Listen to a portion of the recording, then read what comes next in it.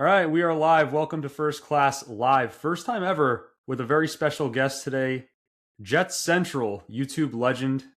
Buddy, how are you doing? Thanks for coming on. Really appreciate you coming on. How's it going? Yeah, for sure, man. I appreciate the invite. This should be fun. All right, so I think we're just gonna kind of loosely run through the draft here, talk some Jets. We don't really have honestly, we do not have a set plan today. Um, let's just start off. And we've never talked, Ian, but why don't you give us your take on the number 2 overall pick? Where did you stand before? Are you kind of happy with how it played out? And then you could even kind of talk about the whole first round as a whole. Like, what was your take and how'd you feel about it all? Yeah, dude, for sure. So, I mean, I definitely leaned Reese beforehand, but I don't really like to get caught up in the whole like war that it seems to, dude. It seems to take place every single season, right? Like last year it was Warren and Membu. Season before that it was Olu and Bowers. And it's like, man, you're either all in or you hate the other guy. Like you have to pick a side. So it's kind of funny, like thinking back, because literally in all 4 cases, all 4 of those players worked out. And I think it's going to be the same case here, where Bailey and Reese are both really, really good prospects. Reese obviously went 5th overall to the Giants. And then, it's kind of weird hearing John Harbaugh saying like, oh, I was surprised. He was our highest rated player on the board. I think if we would have went with Reese at 2, David Bailey was going to be a lock top 5 pick. So I don't think it's, catastrophic or any sort of, like, oh, the draft's ruined. No, David Bailey's a really good prospect, but I did lean Reese beforehand. Yeah, I think both me and Joey did too. I was disappointed, like openly, like first when the pick came out. It sucked, dude. I was like all in on Reese. I love the plan to like play him at off ball linebacker and move him to edge, but at the same time, dude, you bring up like a great point. David Bailey could have gone 3 to the Cardinals had we not taken him. Like, there's a reason Reese fell to 5. Like, his tape wasn't as good, I think, at the edge rusher position specifically. Like, his off ball linebacker tape is nuts. Him and Sonny Styles, dude, they're gonna be like stud off ball linebackers. I don't know what he's gonna be as an edge rusher. When he was gonna be a Jet, I made the Micah Parsons comparison. But now that he's a Giant, I'm like, okay, they drafted an off ball linebacker. Yeah. It's gonna be nothing else. That's it. Yeah. But I Yeah. felt the same way, dude. Yeah. And I mean, like, as soon as Reese didn't go 2, I'm like, bro, like, if you're Arizona, you got to take him here. Then they go Jeremiah Love. I'm like, I don't really like bad teams with offensive line holes going with a running back. And then with the Titans at 4, this was one of my like big concerns. It's like Arvell's fit in a 4-3, like with Robert Sala's defense. Like, where do you play him? Like defensive end with his hand in the dirt? Like, that doesn't really feel like an Arvell Reese type of thing. But then you're not just going to strictly draft a linebacker, and they don't really blitz all that much. So, Right. after after the Cardinals went Love, I'm like, dude, if he goes to the Giants, man. So I was streaming with my brother, and he's just like, bro, he could go to the Giants. I'm like, don't say that, man. Don't say that. But it ends up happening, and unfortunately, the Giants killed it. I felt like they had a really good draft. Dude, we could never have like fun. Whenever we get actually no, okay, when we did Sauce Garrett, they did Kayvon and Evan Neal. So I guess we did have more fun that year, but they always seem to like splash when we splash, and it pisses me off. It's like, dude, go away. Like, let us have 3 firsts in peace here. You made a good point too. Like, there was a lot of smoke leading up to the draft about someone trading up to 3 for Arvell if the Jets took Bailey at 2. So I guess silver lining was it made me feel a little bit better that Reese fell to 5. But God, I don't know. That whole thing was weird, dude. Like, the beat reporters had Reese, and then the national media. It makes you like wonder if there's a leak or if they genuinely had all of us in a pretzel. Like, I was hearing that it was going to be Reese, like, openly, but again, I'm not a friggin' beat reporter. I'm not a national guy. Like, I'm just a fucking scumbag with a Twitter account. But I was hearing Reese, and they ended up, dude. I like always, the draft is a lose for that. First of all, never try to get into that because you always end up losing. And now, dude, now you can gamble on it. I had like a bazillion gambling Twitters in my DMs. Like, how confident are you? Like, are you really feeling this way? Like, blah, blah, blah. And I'm like, yeah, dude, we're good. I got a ton of money on it. Let's do it. And ended up just losing a bunch of people money probably, but it is what it is. But yeah, I just don't know. I saw like there was a narrative of like, oh, is it, did Peter Schrager know the whole time? Like, did, Rappaport know the whole time and there was genuinely just a leak? Or was that like a planned smoke? I have no idea how to read that situation. Yeah, I mean, it definitely felt like it was 50-50. And, Yeah. when you're in these 50-50s, it's just like, oh, pick one, half, You got lucky. 50% chance of getting it right. Yeah. But it's interesting, dude, that you mentioned the leaks, because it's like there was so much buzz surrounding Omar Cooper and the Jets liking him. Right. I'm like, dude, like that's got to be I mean, there was mock draft after mock draft with him going 16th. So I'm like, you kind of figure like that was leaked out of the building. But then it's like I heard zero about Sadiq. Not one mock draft, not one draft insider saying like, oh, keep an eye on this, or the Jets really like him, or keep the top 16 lock or anything like that. So zero buzz with Sadiq, but there was a lot of smoke with Cooper. So I'm not too sure. Yeah. How'd you feel on the Sadiq pick? Dude, I liked it a lot. I thought it was gonna be Lemon, dude. So he was sitting there. I'm like, man, like I don't see how you can go in a different direction. And then they go, Goodell comes walking out. He says Sadiq. I'm like, cool. And my first kind of reaction to it was, if Frank Reich and the guys, they view Lemon and Sadiq as both slot players or primary slot players. Sadiq is way more athletic. Sadiq's taller. He's more explosive. And he's more flexible, right? Like you could really get creative with, you could line him up as a fullback. You could put him up, line him up as an inline tight end. Like you're not putting Lemon on the line of scrimmage as a someone to go out and chip. You know what I mean? So, I couldn't really, I didn't have anything negative to say about the pick. I was a big fan of the player coming out. But again, before, like, as Goodell's coming up, I'm like, dude, this guy's he's gonna say Lemon here. But he said Sadiq, and I'm honestly pleasantly surprised with it. I honestly do, like, looking at all these picks, I think Sadiq and Pons were my two favorites. Yeah, I would agree. I know Tony and I weren't as high on Cooper. I'm happy to get him at 30. I'm curious to see what your take was on Cooper. Had they taken him at 16, what's your overall take on that pick at 30? And then if they were to take him at 16, that'd be too early for you?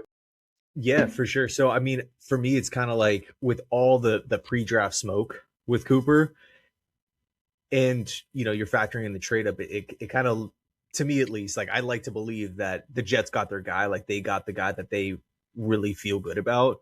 And we only had to give up a fifth. We didn't touch any of the 2027 draft capital, which is really good. And I feel like collectively as a fan base, like we've been searching for more bodies, like more, and I don't want to call Omar Cooper a sure thing because we've drafted a ton of young wide receivers and they just don't work out. But man, like collectively, we've been like pounding on the table, like, can we please get some more help? So defensive coordinators aren't just keying in on Garrett every single week. And then you factor in the bad quarterback play and the bad coaching. It's been rough offensively. So I'm hoping that the combination between Sadiq and Cooper just really opens really just breathes life into the offense, opens things up for Garrett, and overall just adds creativity. Dude, I think Sadiq was like a Reich guy. I was kind of shocked by that. I was like, in my head, I'm like, all right, Frank Reich's like kind of a dinosaur offensive coordinator. Like, he's not exactly of like the Sean McVay mold of, oh, we're gonna move this, hyper athletic tight end all around the field, utilize him in a bunch of different ways. I didn't like expect them to make that move, and I especially didn't expect it to be Frank Reich calling the shot there. Why is he calling so many shots? I don't know. I'm cool with it. I mean, he's a very veteran offensive mind. Like, if he has a plan for the kid, that's fine. And if the staff doesn't work out, hypothetically, like God forbid, the new offensive coordinator is going to absolutely love having a guy like Kenyon Sadiq at tight end. So, like, overall, I'm pumped. And dude, it was such like a not Jets thing to do. Like, I feel like they finally didn't need the fucking tackle, so they just took the tight end. Like, it was finally time to get the tight end one, dude. We passed on Bowers, passed on Warren. Sadiq is sitting there, and you're right, dude. There wasn't like any smoke about that. I think there was like one Rich Cimini article like 3 weeks before the draft, and I'm a weirdo. Like, I read every single thing that dude puts out because I feel like he's the godfather of the beat, dude. He knows what's going on sometimes. They didn't expect him to be there, I think. Like, the overarching sentiment was like, yeah, they like Sadiq, but they thought like he would go 13 to the Rams or something like that. So when he was there, like, yeah, I guess they nabbed him up, but that was like the only thing. So that's good in terms of leaks. And you're right, dude. Omar Cooper, bro, like, I'm honestly glad. Like, I would have rather had him at 30 and traded the 5th than taken him at 33 just because of how our second round receivers were. Dude. Yeah. It's like a curse. Yeah, Just dude. take one in the fucking first. Like, and Bro, it finally happened. Yeah, not to cut you off here, but Yeah, you're good. not even just wide receivers, like literally any position. Like you remember like Jason Morrow, Hackenberg, like Ugh. all these second round picks. I mean, even third round picks too, for that matter. Like they just don't work out. Stephen Hill, man, Elijah Devin Moore. Smith, Chad Hansen. yeah, Elijah Moore, Corley, lots of guys, dude. Dude, they can hit, and this is why I'm like cautious, okay? Because like me, like any of us three could have number 2, number 16, number 33 or whatever, and then and get like 3 starters, 4 starters, whatever it is. It's after that, and like the Cade Klubnik pick, honestly, like scared the shit out of me a little bit. I was watching, I'm like, I thought they traded up, and I was like, okay, if they take Garrett Nussmeier, like that's chill. I guess I'm cool with that. He's not like ideal. It's not an ideal like.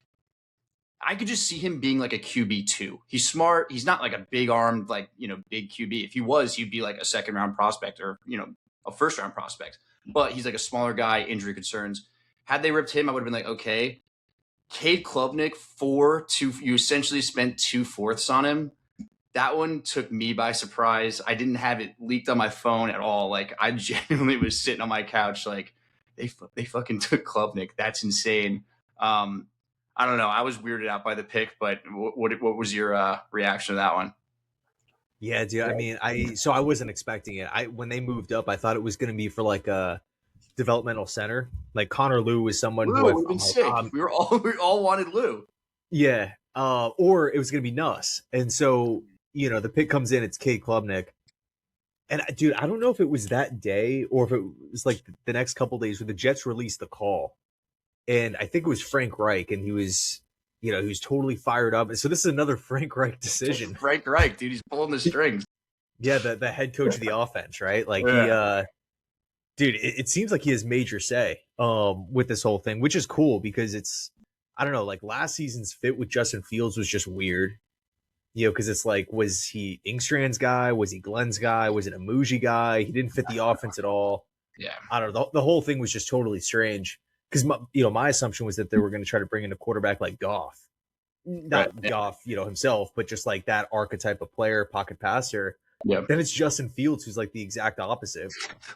And I'm like, okay, like I guess common sense would say like they're going to try to build the offense around like Fields running and stuff, and then they hit the season and they do the read options and stuff, but it's a lot of just pocket passing, asking Fields to drop back. So.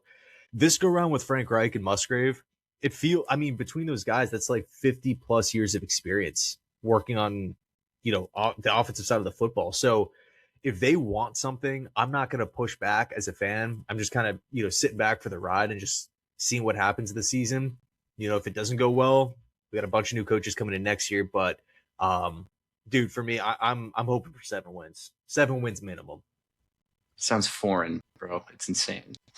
Which is, dude, we haven't been 500 in, I don't even know how long. Over 10 years. I think it's literally over 10 years, which is insane. It's crazy. Dude, we get in front of these cameras every week, and we're like, I really like this backup quarterback.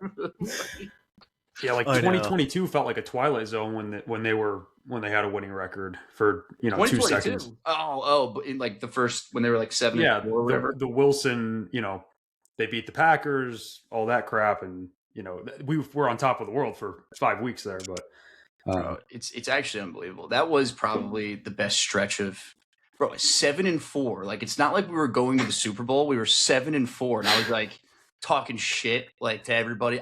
When's the last time I talked shit to like anybody that was a fan of like an opposing team? It just doesn't happen. There's no ground to stand on.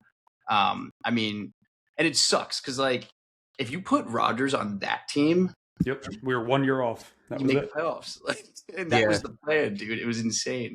I'll actually tell you a funny story about that fucking Rodgers, dude. I was I was like front row at that game, and he obviously comes off. I hear him crying in the tent, and I'm sitting next to Dante Hall. Remember that like Chiefs punt returner? He was the guy that like did the punt return. Those two guys like hit each other. It was the human joystick or Weapon X or something. Yeah.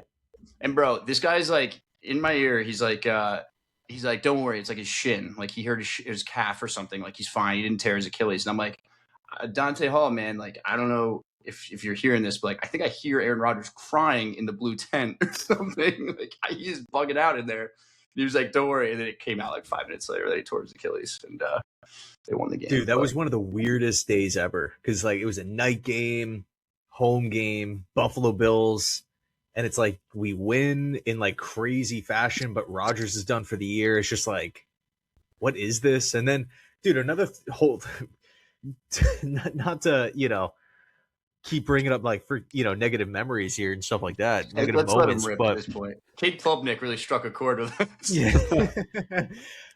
Bro, for a month we don't even work out a quarterback. It's like, no, it's Zach's team. It's like we don't even bring one into the facility to see what he has. The whole thing was just that whole season just feels like a blur, honestly. But that 7-win season where we had the couple wins, what was the final record? 7 and did we lose out? We go from 7-4 to Yeah, they lost out. We lost out. I don't think we went 8-8. We haven't been 500 in 10 years, dude. There was a couple of games that were like, remember the Vikings game where Berrios dropped in the end zone. Like the whole Mike White part of that season was just what could have been, and yeah, it was horrible. Like, not an NFL quarterback. Like hell, he was for like 6 weeks. Bro, in the locker room, they were wearing his fucking shirt. This guy who is out of league, he's technically in the Hall of Fame. His jersey or whatever, something in there. There's a Mike White piece of memorabilia in the Hall of Fame. But anyway, Cade Klubnik, what's your analysis? Yeah, we really went on a ride there. Yeah, I mean, honestly, there's got to be a record for like. I mean, does Mike White hold the record for most passing yards in like his rookie or his first performance? He literally had over 400. It was the Bengals, which is insane. And then we move on from him after the season. It was 460 something yards, I think, and he was a rookie, was he? I think he was just like a random. He was like second year or third year. Oh my god! And then now I'm thinking of every like weird quarterback we ever had, dude. I remember Tim Boyle, obviously. At the tailgate, his parents were like at our tailgate because I don't know why, they were just randomly there, and I was talking to them, and they're like, yeah, Tim, he's really excited about this opportunity. This is the Miami Black Friday game, by the way, so like the Hail Mary happened. Oh yeah, that dude, and I'm like, yeah, he's a Connecticut guy, like I'm from Connecticut, so I was like, I'm really rooting for him, whatever, blah blah blah, and this poor kid, dude, and these parents were probably like, oh my fucking god, like this is the worst thing I've ever watched in my life, dude. I can't. That was certainly a Black Friday, dude. That was not good. But anyways, back to Cade Klubnik. yeah. Honestly, dude, I like the pick, man. I mean, when it comes to day 3, when it comes to day 3, it's just like, if you're gonna A, draft someone in round 4, but B, trade up for someone in round 4. And you're going to maybe pass on the bigger names, the more popular names, there's a reason for it. And again, if this was like a first year OC, we didn't really know what to believe, or we didn't have anything to look off of, I think I would question it a lot more. But, I'm not sitting here saying that Cade's going to be a franchise quarterback for the next 10 years. But I think the Jets probably internally got their guy that they feel like, hey, you know what? We prefer him over Taylon Green or Cole Payton and even Nussmeier too. And I'm surprised that he fell all the way to round 7, man. Yeah. I don't know what went on there, but it's going to be interesting, man. I did not see another team drafting Cade that high, but yeah, I'm looking forward to it. One thing that was really cool was how he said that he woke up that morning wanting to be a Jet. Like, I mean, I guess he could have just said that on the spot, but he seems like a really genuine guy and, a fun player to root for. Dude, his 2024 tape is like pretty impressive. He was supposed to be a first round pick. He's like classic. Like, could he have gone out last year and he stayed his senior year? Yeah. Bro, why did he do that? My God. Like, bro, just go out. I don't know. in a weak quarterback draft class again. That was an interesting decision, but NIL is doing it to these kids, dude. Like Dante Moore, I have a feeling the same thing's going to happen. I think, I don't know. I think that was a really bad decision. But Cade Klubnik, bro, his 2024 tape was pretty nuts. If you like look at some of the throws he was making, it's like, this is an NFL quarterback for sure.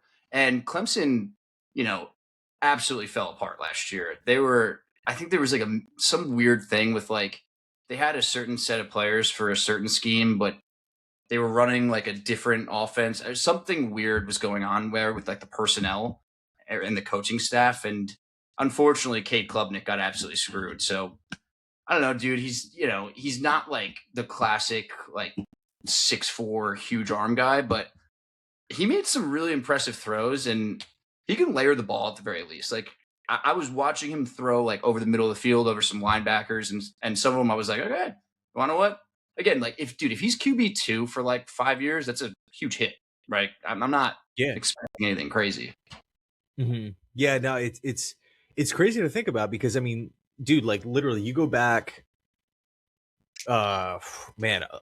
September, it's Cade Klubnik number 1 overall, like in all the mocks, number 1, number 2, number 3, and this season happened, but you kind of still feel like that player's in there, and not to have like that Jets homer take. Where we're starting to blame everybody else, but like Clemson had a bunch of injuries and they did fire their OC after the season and stuff like that. So, I mean, is that what it was? Their OC got fired? Yeah, Garrett Rice, dude. Fans hate they couldn't stand him. They had some injuries on the O-line, but really, dude, I mean, Peter Woods was kind of mocked in that same range, like top 5, top 10. He fell. TJ Parker, same thing. He goes in round 2. So they had a bunch of players, and I don't know, like, because I'll listen to college football podcasts and stuff, and I don't want to sit here and say like Dabo, Sweeney's in the hot seat, but yeah, I don't really know how much longer he's gonna be the coach there for. So I could see him moving, like it's like a mutual decision type of deal. He's gonna get a sick job elsewhere, like any school is gonna hire that guy, but I don't know. I feel like it's growing stale there. If that makes sense, like it might make sense to do something else. But yeah, that was rough. Great point on Peter Woods, dude. He went like 29 to the Chiefs, I think, right? Yeah. Damn, dude. So, even like Terrell slipped in the draft. He was in mid-second. Blake Miller went high, but yeah, there was a lot of expectations for Clemson this past season, and just it felt like collectively they just didn't live up to it. Goes to show, dude. Like if I'm an NIL player, I'm transferring to like a guaranteed top program, bro. Look at all the Indiana players. I mean, how many times has there been this many Indiana players? And we took 2 of them, like in 2 top 50 picks, right? I mean, Mendoza, Cooper, there were a bunch more, but like, I don't know. It just goes to show, like, I'd want to be attaching myself to a winner if I were there and not necessarily chasing money, dude. Because like Peter Woods probably got paid a shit ton of money last year, but cost himself like I don't even know how much in a rookie contract. So it's interesting for sure. One thing that I am like extremely intrigued on while we're on the topics of quarterbacks is Brennan Sorsby. And like this whole narrative is super interesting because I was high on him, dude. Like I don't want to say I have a type, pause, but I love like the bigger quarterbacks, right? Like I like Drew Aller last year before he was an absolute shit show this season because he's 6'4", 240, and has a cannon of an arm. Like that's what I like, bro. This dude 6'3", 230, rocket arm. Accuracy issues, I guess, but dude, if he were to come out in this past draft, I have no doubt he at least would have gone 13 to the Rams over Simpson. That was just like my eval on him, just because of his like traits. I don't know how you feel about him, but that's something that like I'm going to be watching pretty closely. I have no idea what's going to happen there. Like if the supplemental draft is like. It does kind of feel like, oh, the draft's over. We need a big storyline. Like, let's just talk about this hypothetical, like in the, big media kind of. But a part of me is just like, dude, like, I feel like it's realistic. I mean, if the NCAA comes back and it's just like, no, you can't play. And he's just, kind of out of luck. Like, does he enter the, I have no idea. What would you do? I think the only other thing you could do is sit out the entire year and then go to the draft. But like, I don't think you'd be NCAA eligible for the like normal draft. I'm not sure how that works. If the next year he would get like reinstated. well, no, like I could, declare for the draft tomorrow. I think it doesn't have anything to do with the NCAA. Like I hypothetically go Well, one I draft. think you need 3. You have to be like 3 years removed from high school or something. Okay. With man, I don't know the exact because it's like Stigers was drafted out of the CFL, Right, exactly. Yeah. Yes. So he could go to the CFL, hypothetically. I guess he could. Yeah. Dude, that would be one of the like we've never seen that. I don't Dude, know. you know what's funny? Just on that, just quick Yeah. quick little thought. So literally yesterday, I was bored. I had something to do. I had like 20 minutes to kill, and I was flipping through the channels. I saw like it was like a rerun of the CFL draft. I'm like, dude, I wonder who's in the CFL. I was looking at the rosters. Dude, you remember Chad Kelly from Chad Kelly. yeah, he plays for Toronto. He's like pretty damn good, like really good. He's like one of the faces of CFL. I'm like, man, that's crazy. Swag Kelly, dude. You know who actually made a killing over there was Lorenzo Malden, I think. Did he? Throwback. I think he was like the defensive player of the year multiple times over in the CFL. I had high hopes for him too, but that's a different story. Same. But I liked him. Yeah, he had like 4 sacks that one year, and he had the cool looking dreads, and I was like, oh, this is our edge rusher of the future. But he seemed like a good dude too, man. I was pulling for him, but I know he had a good story. But yeah, I don't know. I would personally, on the Sorsby thing, I think I would pull the trigger on a third. I think I would do it. And dude, I would consider a second. I don't know if that's crazy. I don't know how good we're gonna be, but dude, if hypothetically, if you give up like a 2027 second for him, and he ends up sitting a year, and he ends up being your franchise quarterback, or even you just go into 2027, and if you're not positioned to get a quarterback, you just sit there, make your 3 first-round picks, let it ride with Sorsby, and say, I mean, shit, dude, he's either going to be like, if he's even a little bit good in this offense, like, I don't know, unless he's Zach Wilson with these weapons, like you can't. It's almost like you can't fail in this offense with this amount of weapons. I don't know. I might be talking like a maniac here. Sounds like it to me. You're a little bit. You're speaking a little bit crazy right now, dude. I mean, listen. There's a first round talent sitting there, and you can get him right now. Maybe he'll get suspended. I don't know, for a second round pick next year. It's an interesting gamble. Dude, no, yeah, Albert Breer put out an article with like tons of quotes from different execs around the league, hyping him up. But while you were talking in the background here, I pulled up the list of picks for next season. So we have the 3 firsts, we have 1 second, 1 third, 1 fourth, 1 fifth, 3 sixth. And so overall we have 10 picks. So we do have extra picks. Yeah. So, if there is a team out there to throw, or put whatever a higher bid in, I guess it would be the Jets. Cardinals, maybe. Yeah. Well, they did just go with Beck, but I'm not sure, man. If I'm Woody Johnson, I'm calling Mike Tomlin, seeing if he likes Sorsby, so we can get ahead of that. Just thinking 2 steps ahead a little bit. Well, if we want Tomlin, we have to trade more picks. It's true. Oh, okay. That's a good point. That is a good point. I didn't even think about that. But yeah, it's interesting, man. I'm looking forward to seeing what he does. He absolutely fucked himself. He probably, he was 1 good year away from being like a top 10 pick in, the normal draft.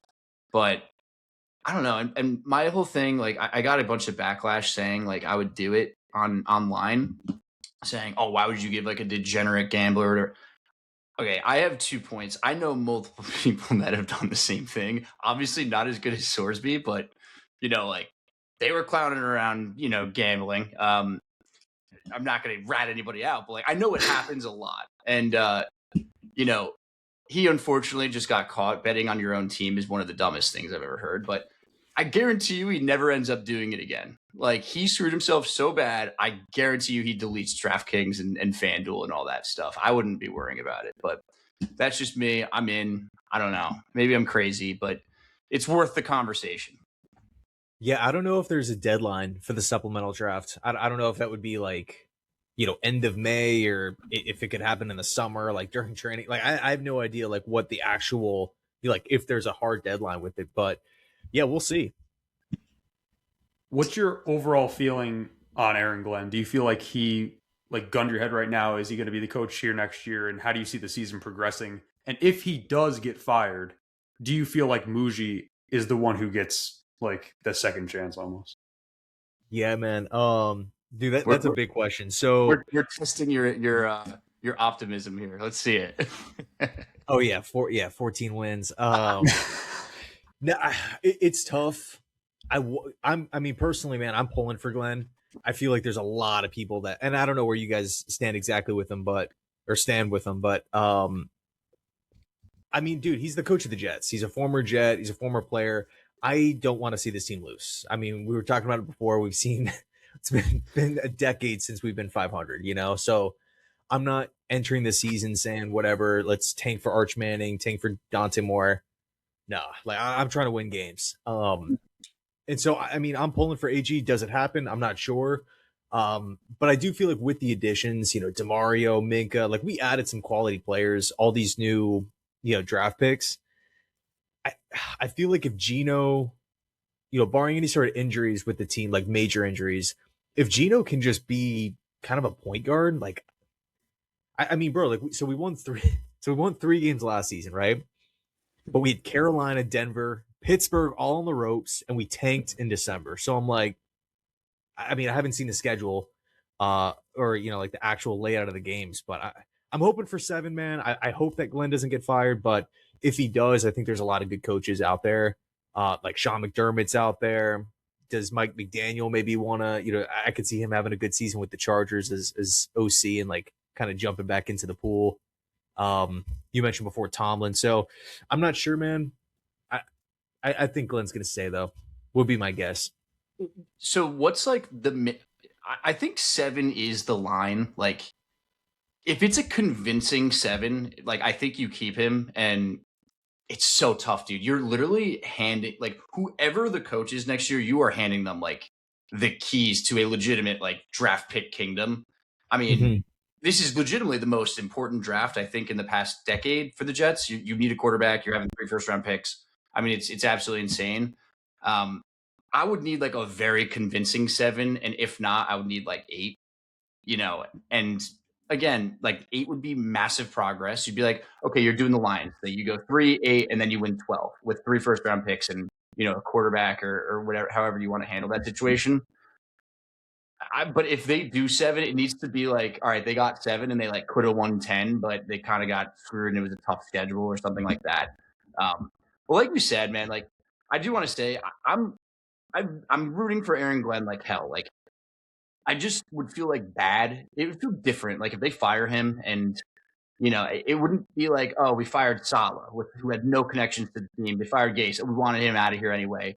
It would be like, fuck, like he really wanted it to work, and it didn't, and that sucks. There's this huge part of the fan base that is like really rooting like against him, which I think is like the craziest thing ever. I don't know if you ever run into that on your side of like the internet. It's all over my feed, unfortunately. You have like half of like optimists where I think like we fall, and then half of oh, I don't want to win a single game. I hope they trade Will McDonald, and I hope they trade like good players. I'm like, why? Why are we trading Will McDonald, dude? It makes no sense. So I don't know, man. I'm really pulling for the guy, and I'm right there with you. I think I just need that team. I think that's it. Mm-hmm. Yeah, I mean, I don't have the confidence to say like he is the guy moving forward, and like we shouldn't be worried at all with it. I mean, there is a chance that it does go south and he's fired. Yeah, he could win 4 games, dude. It's very possible. But dude, one thing that I feel like for some reason it kind of felt like when Saleh was fired and Hackett and the whole Ulbrich, Rodgers, JD disaster, like once that was over and Glenn took over, like in my mind I was kind of thinking like, okay, this is a clean slate, fresh start. We're not going to be all that good. We're going to have a lot of turnover. We're going to have a new quarterback, new head coach, obviously new front office. there's a lot of stuff, a lot of change. So I'm not really I mean, we won what 5 games that last season with a healthy Rodgers. So it's like in my mind, I wasn't thinking, okay, we're going to go from 5 and have all these changes, all these, new quarterback again, new coaches to 8, 9 wins. I felt like we were going to take a step back before we got better, and not trying to excuse a 3-win season. I mean, that's, it's pitiful. We should have won more than 3 games, but I feel like it's a little like disingenuous to like look at the Jets and say like, oh, well, we had Rodgers and we had Devontae Adams and Garrett was out there healthy and, we were this great team, and then Glenn came in and ruined everything, and he sucks and needs to go. So it's like, I don't need, like, we could have hired, take your, like, if Liam Cohen was the Jets head coach this past season, like, would he have gotten to 7 wins? Like, probably not. Like, I don't know, man. So I have my fingers crossed. I'm pulling for him. I'm not at that 100% confidence. I don't know how anybody could just say, like, no, for sure he's the guy, but I think for me, it's just, as a fan, I want to see this team do well, which means, him turning this team around. Yeah. And you made a really good point with like what were people expecting? I don't know. I was a maniac. I was like, they have a good offensive line. Fields is going to rejuvenate his career and all this stuff. Fields can't throw a fucking 10-yard out. Like that was it. Like you're not winning 8 games with a quarterback that can't physically throw the ball forward. And we'll wrap it up here soon. What are your expectations for Geno Smith and the offense as a whole? Because, I mean, dude, at the end of the day, like, Geno is what he is, but it's a little nostalgic. I like bringing him in, and, he can move the ball. Exactly like you said, he's a point guard. What are your expectations, like, stat-wise, and how much different do you think this offense is going to look? Yeah, I mean, I still want to... Well, I guess I'll start with saying, like, I want this team to just be normal. Like, I want I want to not be the laughingstock. Put that on a shirt. Bro, like, if I wear a Jet hat or a Jet shirt out, if I get a comment about it, it's typically like, oh, it must be tough being a Jet fan, something like that. Like, can we get to the point where it's just like, oh, you're a Jet fan, like, they have a good team or something. Like, bro, I remember... growing up, like watching Chad Pennington and, granted we weren't winning championships and stuff, but it's just like, we were normal. Like it was just like a normal franchise, normal team. They didn't like humiliate themselves and stuff. I want to get to that point first. So that's kind of my goal of the offense, but I still want to run the ball. I still want to feed the running backs. And then from that point, it's just like with Cooper and Sadiq, with Garrett and Mason, and I'm assuming that Parham is just kind of like, the same type of player that John Simpson is, and we don't have issues on the offensive line. I think Geno is unquestionably better than Justin Fields, like from a throwing standpoint, from a smart standpoint, like being able to drop back, hit open passes. If there's an open check down, Geno can just hit it, or open slant, Geno can like, boom, it's easy for him. Where like last season with Fields, it was rough. He's just sitting there. He's not throwing the ball. But, with our luck, he's probably going to be a beast for Kansas City. No, don't say that, dude. I don't even joke about it. I can't take it. Yeah, I mean, so I still want to be kind of that grounded pound offense and take some of the pressure off of Geno. But when he does throw, it's just like we can really get creative with who we want to throw to, how we want to set these guys up. I mean, just think about like the different alignments, like Sadiq can basically play anywhere, outside, inside, line up in line. There were moments where he lined up as a fullback for Oregon. Garrett can play on the outside or the inside. AD, I'm hoping, can stretch the field and get some one-on-one matchups. We'll see how it goes. I mean, Frank hasn't been in the NFL, but I like how he was in college this past season. So I'm hoping that, he's not like completely out of the loop. And I also don't think that the Jets would have, hired him and given him all this power if they just didn't really like what they heard. handing him the keys to the team, I guess. Handing him the keys with 1 foot out the door for retirement. But it's all right. Ian, why don't you plug your socials, just because we're going to post this on our normal feed and stuff, and just let everyone know where they can find you. Yeah, for sure. Well, thanks again for having me. This was a lot of fun. I don't know how this was like almost 40 minutes. Like this feels like Insane. felt I like just looked 5, up, 10 I was minutes. like, dude, way too much of your time. My bad. Yeah. No, dude. I appreciate it, man. But yeah, run a YouTube channel called Jet Central, covering all things Jets.